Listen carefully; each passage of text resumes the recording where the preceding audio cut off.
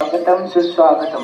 कैलासवासी श्री चंद्रशेखर आगाशे साहेबांच्या अर्धपुतळ्यात पुष्पहार अर्पण करून मान्यवरांचे व्यासपीठाकडे आगमन होत आहे. तरी टाळ्यांच्या गजरात आपण सर्वजण त्यांचे स्वागत करूया. क्लॅप. घटनेचे शिल्पकार ते लिहिले भारतीय संविधान. केला 14 रुपयाचा सत्याग्रह, मोदींचे केले धोरण. अशा या महामानवाला म्हणजे डॉक्टर बाबासाहेब आंबेडकरांना करतो मी नमन. कोणत्याही कार्यक्रमाचं औचित्य साधण्यासाठी करावं लागतं ते प्रास्ताविक. आजच्या कार्यक्रमाचं औचित्य आपल्या प्रास्ताविकातून सांगत आहे माझी वर्गमैत्री कुमारी वैष्णवी भोसले.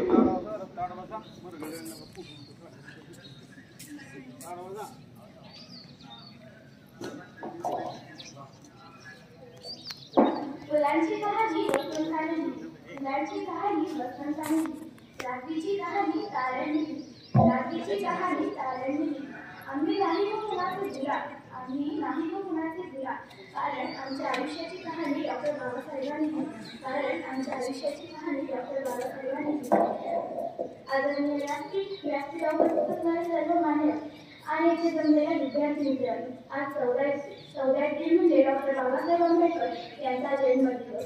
सुभेदार रामजी आंबेडकर आणि माता भीमाबाई यांचे 14 रत्न म्हणजे डॉक्टर बाबासाहेब आंबेडकर. त्यांचा जन्म 14 एप्रिल 1891 साली मध्य प्रदेशातील महू या गावी झाला. त्यांचे पूर्ण नाव भीमराव रामजी आंबेडकर असे होते. त्यांना शिक्षणाची खूप आवड होती, परंतु अस्पृश्य समाजामुळे त्यांचे शिक्षण हे वर्गाबाहेर झाले. डॉक्टर बाबासाहेब आंबेडकरांचे वडील रामजी हे सैन्यामध्ये सुभेदार होते. त्यांनी त्यांच्या मुलाच्या शिक्षणासाठी खूप प्रयत्न केले. डॉक्टर बाबासाहेब आंबेडकरांना वाचनाची खूप आवड होती. पुस्तकांसाठी घर बांधणारे पहिले व्यक्ती म्हणजे डॉक्टर बाबासाहेब आंबेडकर. महार समाजातील मॅट्रिक परीक्षेत उत्तीर्ण होणारे पहिले व्यक्ती म्हणजे डॉक्टर बाबासाहेब आंबेडकर. केळुस्कर गुरुजींनी त्यांना गौतम बुद्धांचे चरित्र हे भेटवस्तू त्यांना दिले. डॉक्टर बाबासाहेब आंबेडकर हे 18 तास अभ्यास करीत. डॉक्टर बाबासाहेब आंबेडकरांचा विवाह रमाबाई यांच्याशी झाला. रमाबाई या अत्यंत गरीब घराण्यातील होत्या. त्यांनी डॉक्टर बाबासाहेब आंबेडकरांच्या खांद्याला खांदा देऊन त्यांच्या शिक्षणास खूप मदत केली. रमाबाईंनी कधीच सोन्या चांदीचा मोह केला नाही. कपाळाचं कुंकू हेच आपला खरा दागिना समजत. इसवी सन 1991 साली डॉक्टर बाबासाहेब आंबेडकरांना भारतरत्न सर्वोच्च किताब देऊन सन्मानित करण्यात आले. डॉक्टर बाबासाहेब आंबेडकरांना राज्यघटनेचे शिल्पकार असेही म्हणतात. एवढे बोलून मी माझे प्रास्ताविक इथे थांबवले. धन्यवाद. धन्यवाद. कार्यक्रम पार पाडण्यासाठी अध्यक्ष निवडले म्हणून अध्यक्षीय सूचना मांडण्यासाठी येत आहे माझा वर्गमित्र चिरंजीव तेजस भोसले.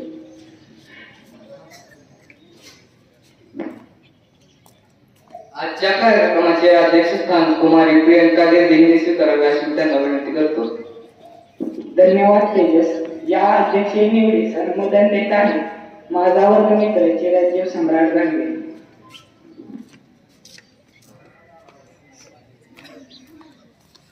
माझा वर्गमित्र तेजस भोसले याने जी अध्यक्ष निवडीची सूचना मांडली त्या मी प्रशासनाच्या वतीने अनुमोदन देत आहे. धन्यवाद सम्राट. आजच्या कार्यक्रमासाठी लाभलेल्या अध्यक्षा यांचा परिचय करून देत आहे माझी वर्गमैत्री कुमारी श्रुती कदम.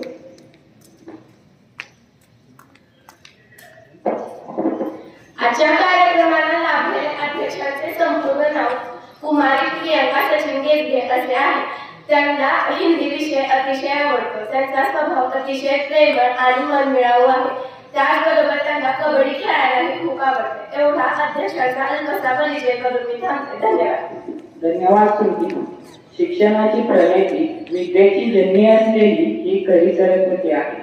सर्व मान्यवरांना विनंती करतो की त्यांनी व्यासपीठावरील क्रांतीज्योती सावित्रीबाई फुले आणि डॉक्टर बाबासाहेब आंबेडकर यांच्या प्रतिमेचे पूजन करावे.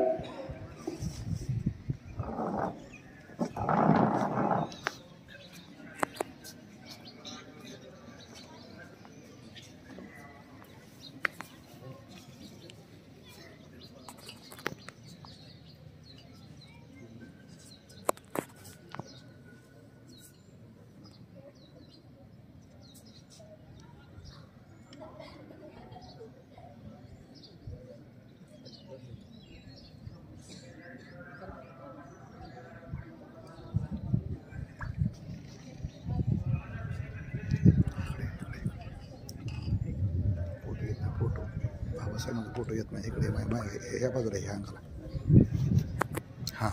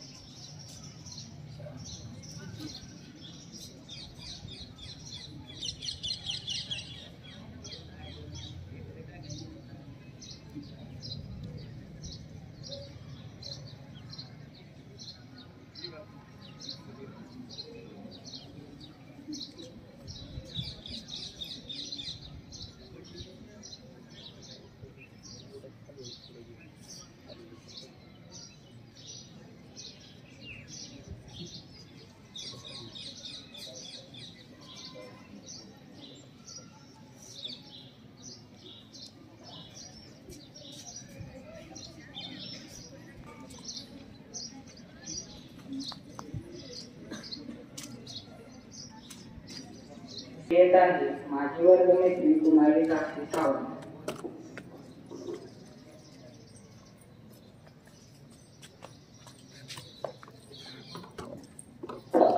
हाती न घेता तलवार राज्य करून जगावं असे म्हणत शांततेचा संदेश देणारे तथागत गौतम बुद्ध व गवताच्या काडीला देखील महत्व देऊन शेतकऱ्यांचे राज्य निर्माण करणारे शिवाजी महाराज. अरे गुलामगिरीच्या चित्राचा रुजून बसला शिरावर अंग झाडून उठकर लवकर गुलामगिरीवर मात. अरे कसा असेल तो काळ गळ्यात मडकं व कमरेला झाड कल्पना करा कसा असेल तो काळ. ते म्हणतात नाही का एखादी रात्र जर जास्त काळ असेल तर येणारा सूर्य देखील तितकाच प्रखर व तेजस्वी असतो. अरे शूद्रांची अवस्था तर पिरामिडांपेक्षा बेकार असताना समाज व्यवस्थेसाठी एक दिव्य ज्योत जन्माला ते म्हणजे स्वतंत्र भारताचे म्हणजे कायदेमंत्री डॉक्टर बाबासाहेब आंबेडकर. या सर्व महामानवांना विनम्र अभिवादन करून मी माझ्या भाषणास सुरुवात करते. आज 14 एप्रिल म्हणजे डॉक्टर बाबासाहेब आंबेडकर यांचा जन्मदिन. डॉक्टर बाबासाहेब आंबेडकर यांचा जन्म मध्य प्रदेशमधील महू या गावी झाला. डॉक्टर बाबासाहेब आंबेडकर म्हणत की मी एखादे पुस्तक वाचायला घेतले तर लगेच चालू करत.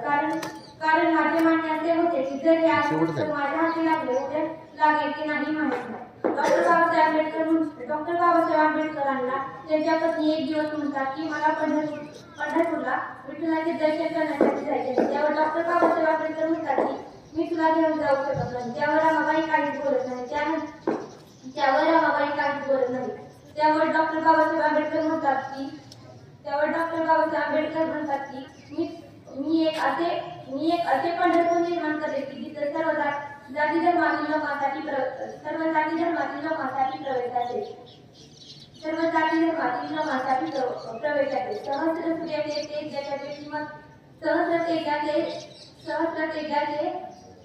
सहस्र सूर्याचे तेजाचे व्यक्तिमत्व सामावेश असे प्रकांड पंडित डॉक्टर बाबासाहेब आंबेडकर, ज्यांच्या आयुष्यात एक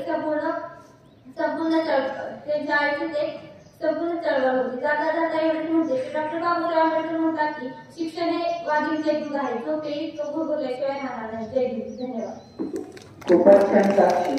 यानंतर आपले विचार व्यक्त करण्यासाठी येत आहे कुमारी कनिष्का बाबत, इयत्ता 9वी अ.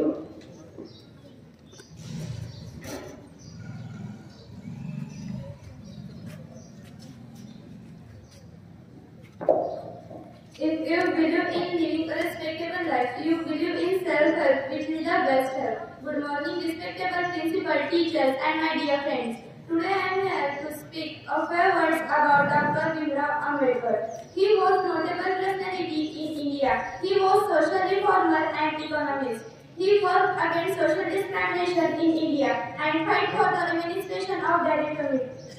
His father was an army officer, Ramji Manoji Sarkar, and his mother name is Bhimabai Sarkar. He was from a Marathi family. He headed the drafting committee to prepare the Constitution of India. He was a brilliant student. He was the chief architect of Indian Constitution. He was born 14 April 1891 in a poor family at Madhya Pradesh. He spent his entire life fighting social discrimination against the lower caste. Bhimrao belonged to the Mahar caste, one of the untouchable castes in India. He achieved a degree in political science, economics, and law. He was the member of the Constitution Drafting Committee. Thank you. Very good Kanishka. यानंतर आपले विचार व्यक्त करण्यासाठी येत आहे कुमारी श्रावणी चंदनशिवे, इयत्ता 12वी.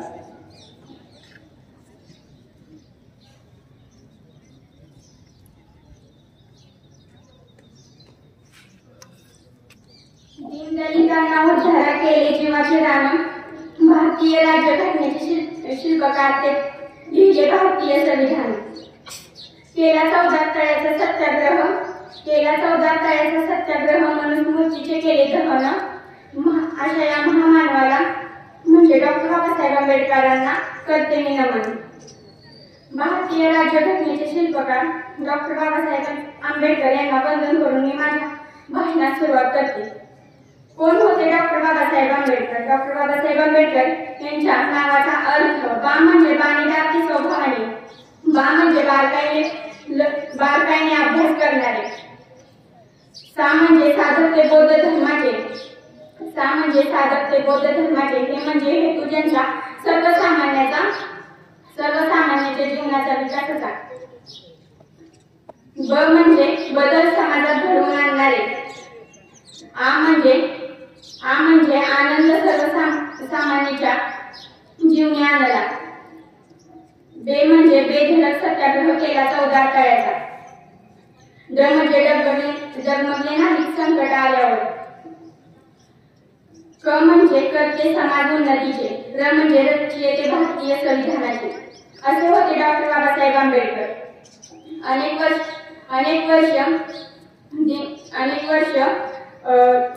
अनेक वर्ष चातुर्वर्ण व्यवस्थेच्या नावाखाली अन्याय सहन करणारे समाज बांधव, ज्यांना खायला भाकरी प्यायला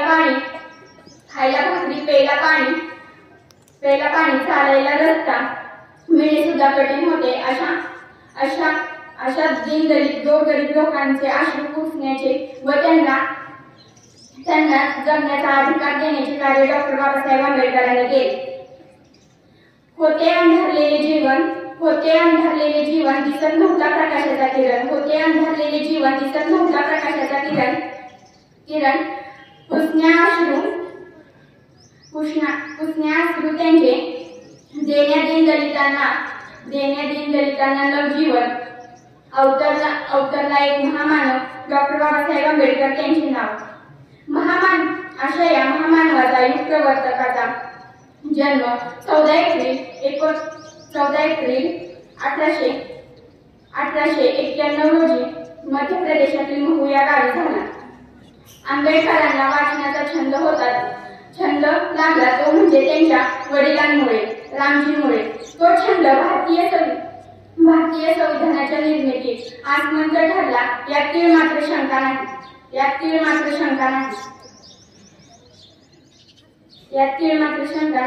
डॉक्टर बाबासाहेब आंबेडकरांना वाचनाचा छंद असल्यामुळे त्यांनी BA, MA, master of science, doctor of science अशा अनेक पदव्या संपादन केले. डॉक्टर बाबासाहेब आंबेडकरांना माणसांच्या सहवासांपेक्षा पुस्तकांचा सहवास अधिक आवडत असे. शिक्षण हे वाघिणीचे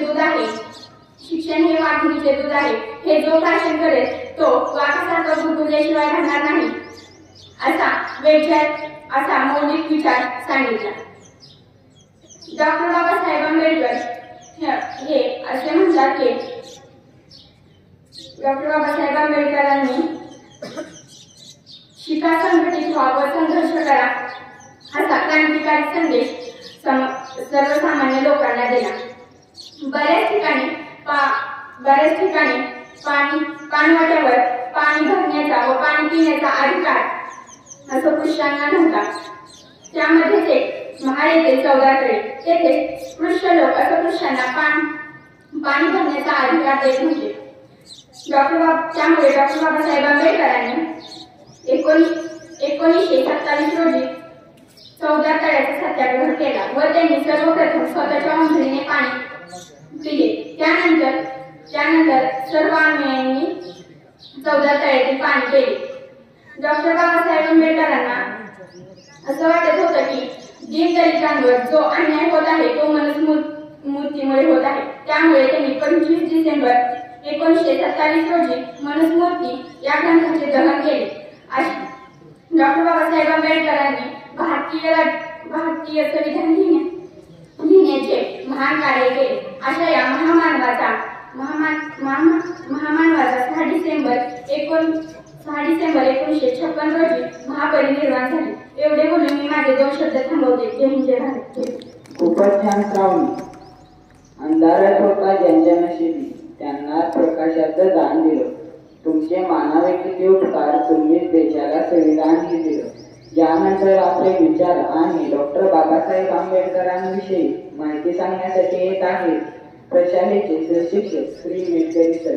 त्यांनी आपले मनोगत व्यक्त करावे अशी मी त्यांना विनंती करतो.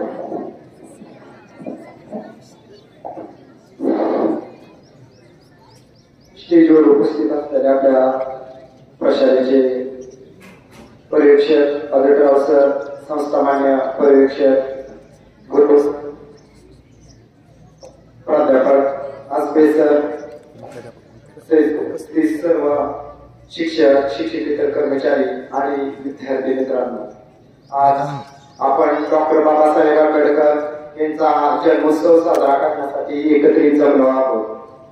डॉक्टर बाबासाहेब आंबेडकर यांचा आज जन्मोत्सव आपण साजरा करत आहोत. जगामध्ये सर्वात जास्त ठिकाणी 152 देशामध्ये ज्या महामानवाची जयंती साजरी केली जाते ते एकमेव महामानव म्हणजे डॉक्टर बाबासाहेब आंबेडकर होय. डॉक्टर बाबासाहेब आंबेडकरांची जयंती जी आहे ती जगामध्ये 152 देशामध्ये साजरी केली जाते.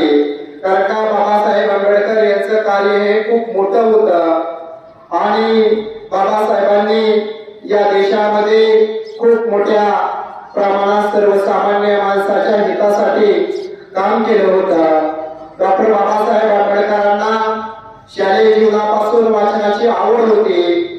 विद्यार्थी दशेपासून त्यांना वाचनाची अभ्यास करण्याची खूप आवड होती आणि डॉक्टर बाबासाहेब आंबेडकर एका 5वी मध्ये असताना शाळेमध्ये इन्स्पेक्शनसाठी त्यावेळेस इंग्रज अधिकारी आले होते आणि इंग्रज अधिकारी आल्यानंतर इंग्रज अधिकाऱ्यांनी एका 5वीच्या वर्गामध्ये मुलांना प्रश्न विचारण्यासाठी इंग्रज अधिकारी वर्गामध्ये गेले आणि इंग्रज अधिकाऱ्यांनी वर्गामध्ये प्रश्न विचारण्यास सुरुवात केली आणि प्रश्न विचारत असताना वर्गामध्ये एकही मुलगा त्या प्रश्नाचं उत्तर देत नव्हता. परंतु वर्गामध्ये बाहेर मुलगा जो बसलेला होता वर्गाच्या बाहेर, तो मुलगा प्रत्येक प्रश्नाचं उत्तर हातवरती करून देत होता.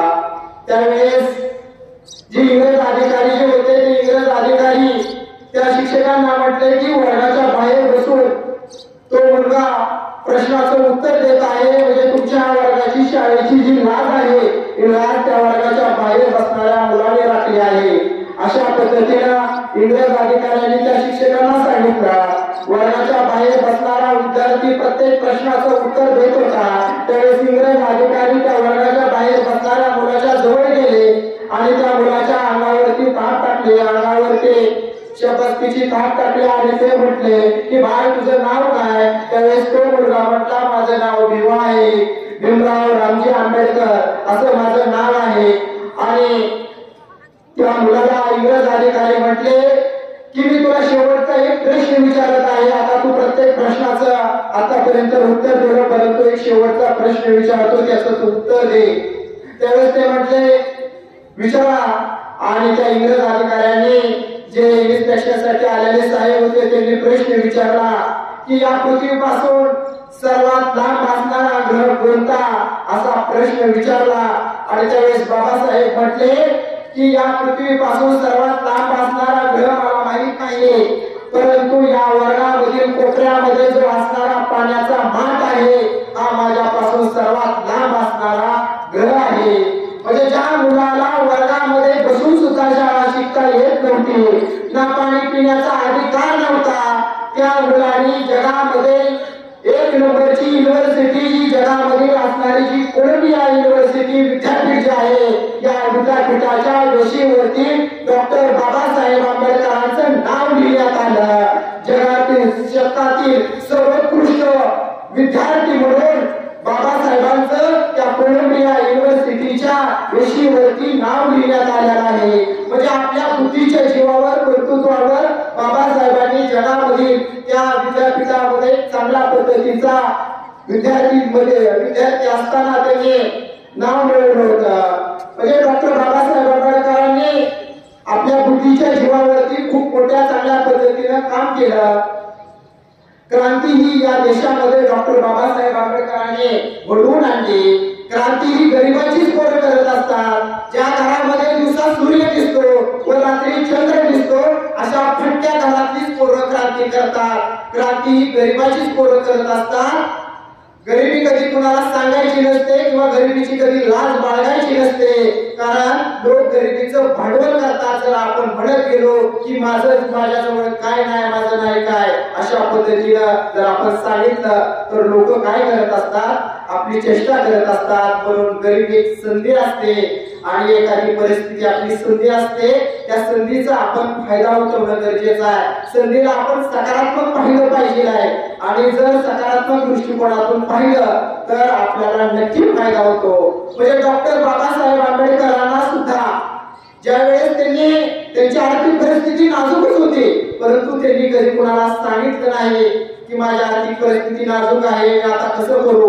परंतु त्यांच्या बुद्धिमत्तेच्या जीवावरती, त्यांच्या अभ्यासाच्या जीवावरती त्यांना जी बाहेरच्या देशामध्ये जाण्यासाठी, शिक्षणासाठी त्यांना जी स्कॉलरशिप आहे ती स्कॉलरशिप सुद्धा सरकारने दिली, त्याचा विचार केला.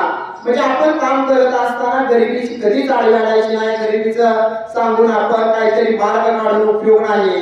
कारण का, जर आपण आपल्या परिस्थितीचा प्रत्येक वेळेस आपल्या जीवनामध्ये यशस्वी होत असताना जर आपण ती प्रसंग सांगत गेलो हे माझं असंच आहे तसंच आहे, तर आपण यशस्वी होऊ शकत नाही.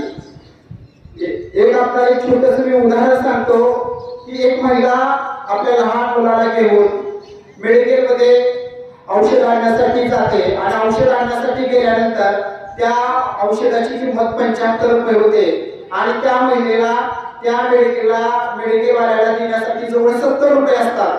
त्यावेळेस ती महिला त्या मेडिकलवाल्याला 70 रुपये देते. त्यावेळेस तो मेडिकलवाला म्हणतो अजून 5 रुपये आणून द्या. मग ती महिला रस्त्याने तशीच घरी जाते आणि घरी गेल्यानंतर आसपास लोकांना विचारते, 5 रुपयाची मदत मागते, परंतु तिला आसपास शेजारी कोणी मदत करत नाही. 5 रुपये ती तशीच कडक पुन्हा अजून मेडिकलला जायला, त्या मेडिकलला जात असताना रस्त्यामधून समोरून एक प्रेत येत असतात आणि त्या प्रेतावरून लोक पैसे उधळत असतात आणि त्या उधळण्यात 5 रुपयाचा ठोकळा येऊन त्या महिलेच्या समोर येऊन पडतो. ती 5 रुपयाचा ठोकळा ती महिला घेते आणि तडक मेडिकलमध्ये जाते आणि त्या मेडिकलवाल्याला 5 रुपयाचा ठोकळा देते आणि तो मेडिकलवाला म्हणतो की हे 5 रुपये तुम्हाला कुणी दिले. त्यावेळेस ती महिला म्हणते की मला एका जिवंत माणसाने मदत केली नाही, परंतु मला त्या मेल्याच्या मड्याने मदत केली. अशा पद्धतीने त्या मेडिकलवाल्याला सांगते. म्हणजे विद्यार्थी मित्रांनो, मला या उदाहरण आपल्याला सांगायचं आहे की आपण शालेय जीवन जगत असताना आपण एकमेकाला मदत करणं गरजेचं आहे. आर्थिक मदत असेल किंवा कोणत्याही प्रकारची आपल्याला जी शक्य असेल ती मदत आपण या जीवनापासून, शालेय जीवनापासून आपण एकमेकाला मदत करणं गरजेचं आहे. पुन्हा वेळ निघून गेल्यानं आपण मदत करून काही उपयोग नसतो.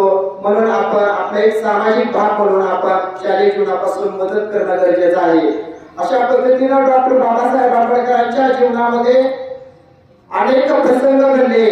डॉक्टर बाबासाहेब आंबेडकरांनी कधीही त्या प्रसंगाच्या जे आहे ती प्रसंगाला सामोरं जाऊन त्या प्रसंगावर मात करून त्यांनी आपलं जे जीवनामध्ये जे यशस्वी होण्यासाठी जे ध्येय आहे ते ध्येय त्यांनी गाठलं. अशा पद्धतीने डॉक्टर बाबासाहेब आंबेडकरांच्या जीवनावरती बोलण्यासाठी मला जी संयोजकांनी संधी दिली त्याबद्दल मी संयोजकाचे आभार मानतो आणि इथे थांबतो. जय हिंद, जय महाराष्ट्र. धन्यवाद सर.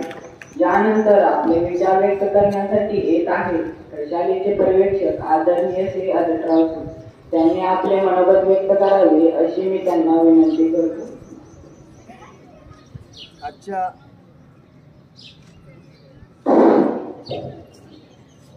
काल 14 एप्रिल होता आणि तो दिवस आपण संपूर्ण भारत देशामध्ये डॉक्टर बाबासाहेब आंबेडकर यांच्या जन्मोत्सवाचा दिवस हा मोठ्या धूमधडाक्यामध्ये साजरा केलेला आपण अनुभवलेला आहे.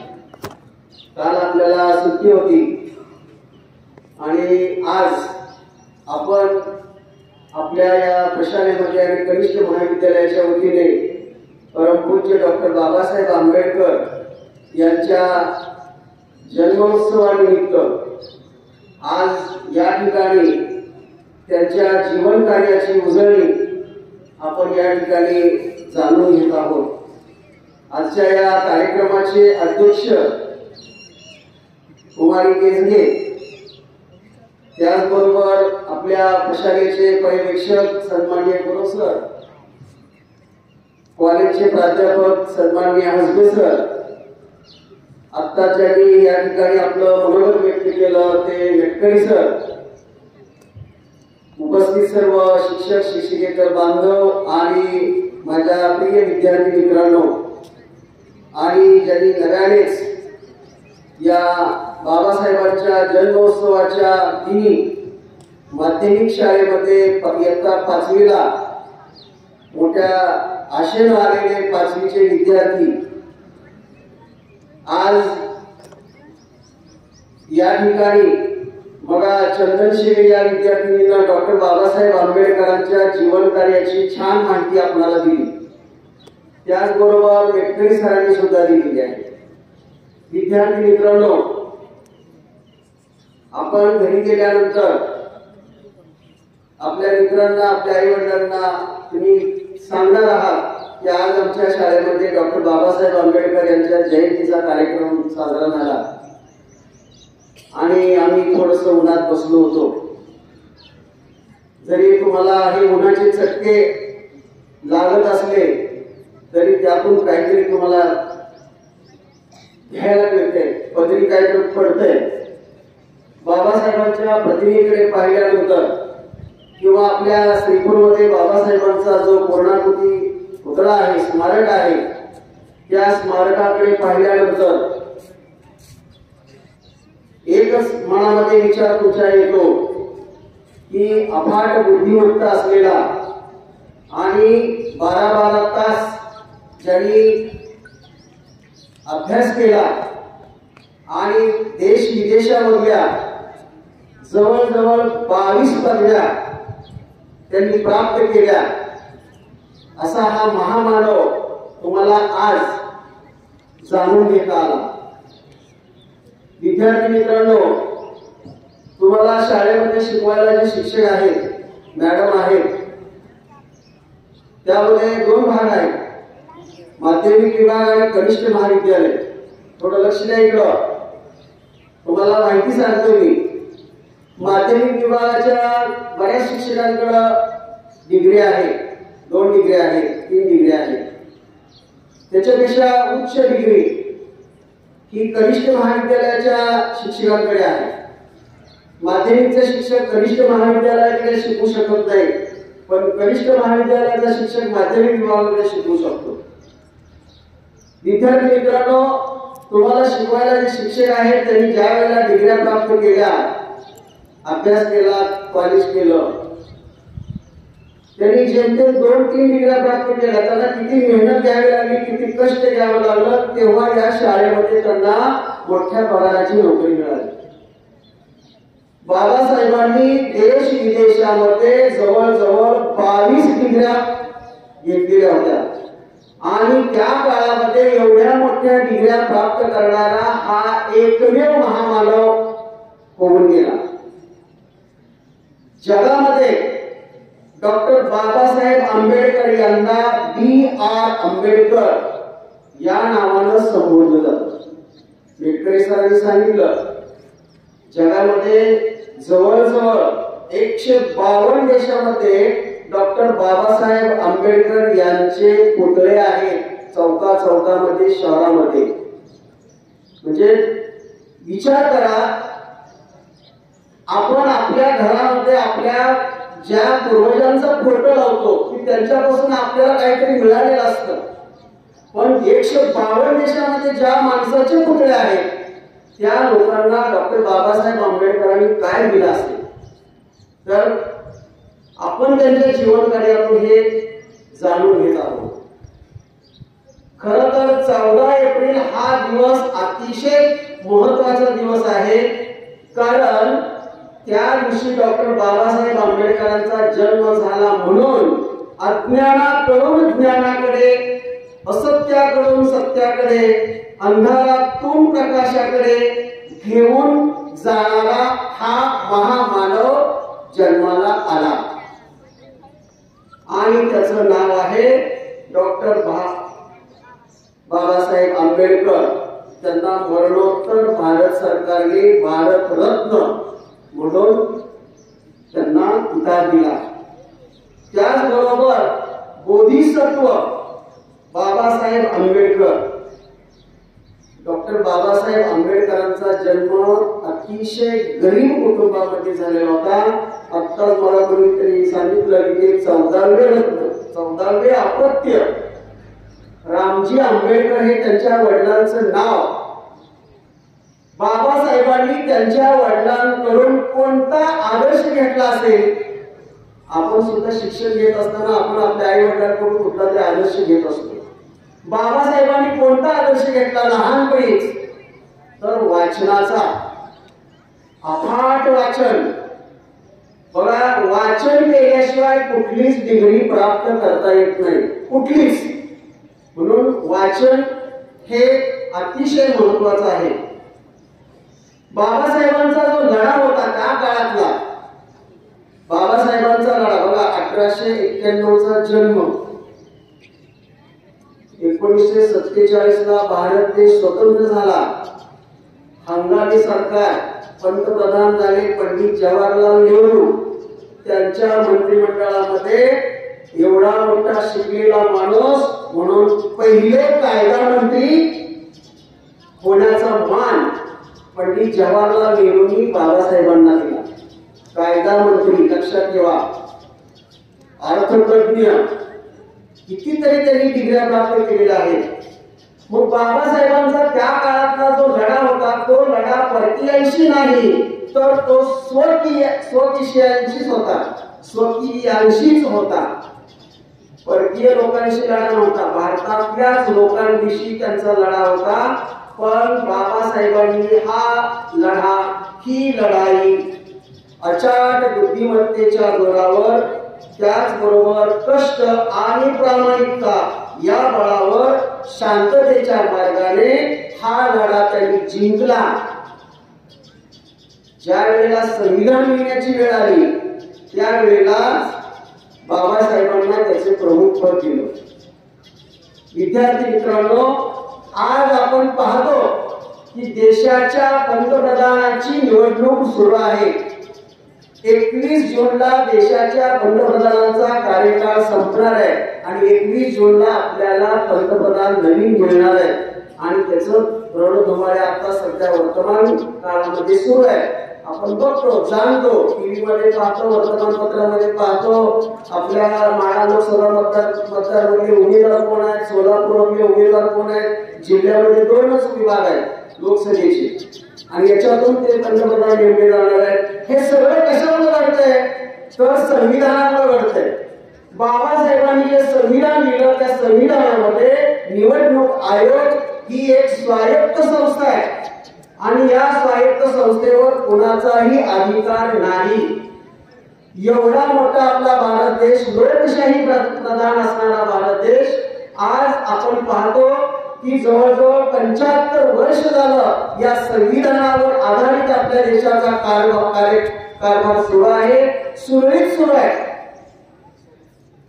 म्हणजे जगानं सुद्धा अचंबित व्हावं, तोंडात बोट घालावं की एवढा मोठा हा जवळजवळ 140 कोटी लोकसंख्या असणारा देश हा लोकशाही प्रधान कसा काय आहे आणि स्थिर आहे, अस्थिर नाही.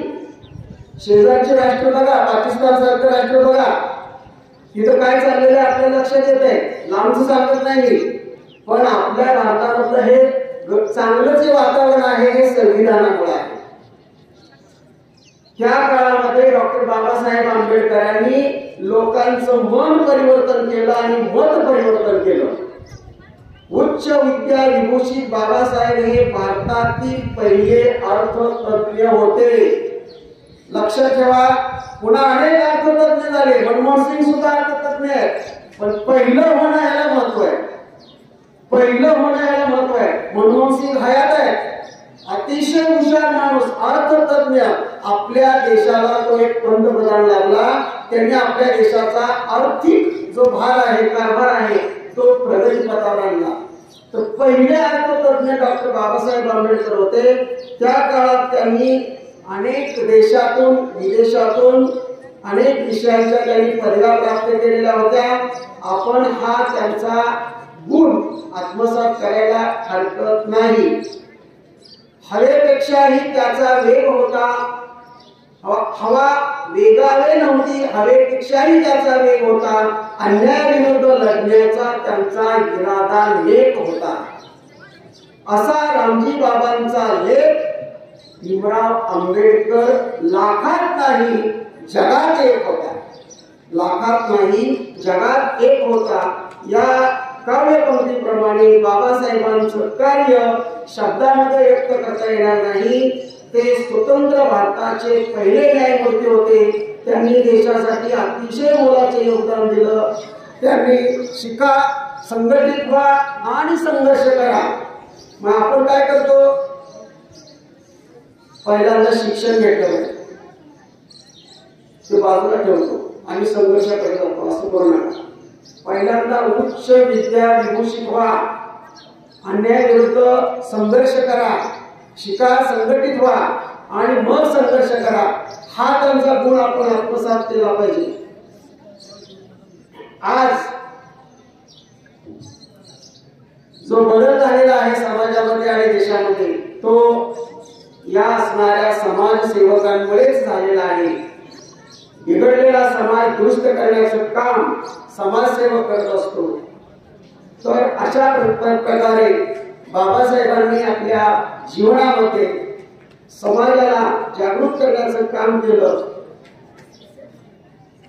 बाबासाहेबांनी जे धर्मांतर केलं ते म्हणजे बौद्ध धर्म काय स्वीकारला तर एक तत्व असतात. त्यांना बौद्ध धर्म आवडली म्हणून त्यांनी धर्मांतर केलं. या संकल्पनेचा धर्म आवडतो ज्या धर्मामध्ये समता आणि बंधुता.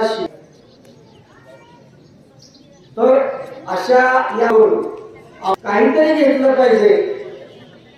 एक चांगल्या प्रकारचं उच्च शिक्षण घेऊन समाजामध्ये एक आदर्श नागरिक आपण बनण्याचा प्रयत्न केला पाहिजे, तरच आपण ते साजरे केल्याचं आज या मला संयोजकांनी अचानकपणे बोलण्याची संधी दिली। संयोजकांचे आभार मानतो आणि चांगलेलं भाषण। जय हिंद, जय भारत, जय हिंद। धन्यवाद। ज्याची आला ही तोषण कार्यक्रमाची साथ सांगता आता होईल अध्यक्ष। आजच्या कार्यक्रमाच्या अध्यक्षांना विनंती करतो की त्यांनी आपले विचार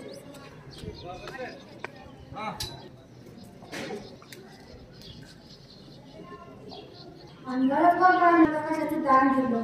अंधारात बोलताना नशिबी ज्यांच्या त्यांना प्रकाशाचं तुमचे मानवी किती उपकार झाले। तुमच्यावर तुम्ही देशाला सर्जन केले। मोजू तरी कशी वाचली, मोजू तरी कशी उंची तुमच्या तुम्ही जगाला शिकवली व्याख्या मानली। तुम्ही त्या मानली समजेला बनवण्याचं भारत राज्याला शिल्पकार भारतरत्न डॉक्टर बाबासाहेब आंबेडकर यांची आज जयंती त्यासाठी जमलेलो आहोत। आपण समारंभाने आणि आदराने साजरा करतो। बाबासाहेबांच्या नावाचा जयकार करतो। त्याचे कारण त्यांनी केलेले महान कार्य आणि त्यांचे विचार बाबासाहेबांच्या सर्वांसाठी खूपच प्रेरणादायी आहे। जगावं कसं, अन्यायाविरुद्ध लढावं कसं, समाजातून लढावं कसं आणि वादात्मक करावं कसं हे डॉक्टर बाबासाहेबांनी त्यांच्या कृतीतून आपल्याच नव्हे तर संपूर्ण जगाला दाखवून दिले आहे। जाता जाता एवढेच म्हणते संविधानाची केली की सूर्याच्या नावापर्यंत मिळणार नाही। संविधानाची केली की सूर्याच्या नावात ऋण या जन्मात मिळणार नाही। ऋण बाबासाहेबांना मिळणार नाही। ज्याच्यामुळे हिंदू करण्याचा अधिकार मिळाला, अधिकार मिळाला। कोटी कोटी अभिवादन त्या महान मारा, कोटी कोटी अभिवादन त्या महान मारा। जय भीम, जय भारत। धन्यवाद प्रियंका। आभार व्यक्त करावे मानाची व्यक्त करावे आम्ही शब्द काही याच्या आमच्या भावना आणि शब्द आमच्या मनाचे साठवलेल्या आठवणींचे आणि आठवलेल्या क्षणांचे तेव्हा आभार मानण्यासाठी एक आहे माझे वर्ग म्हणजे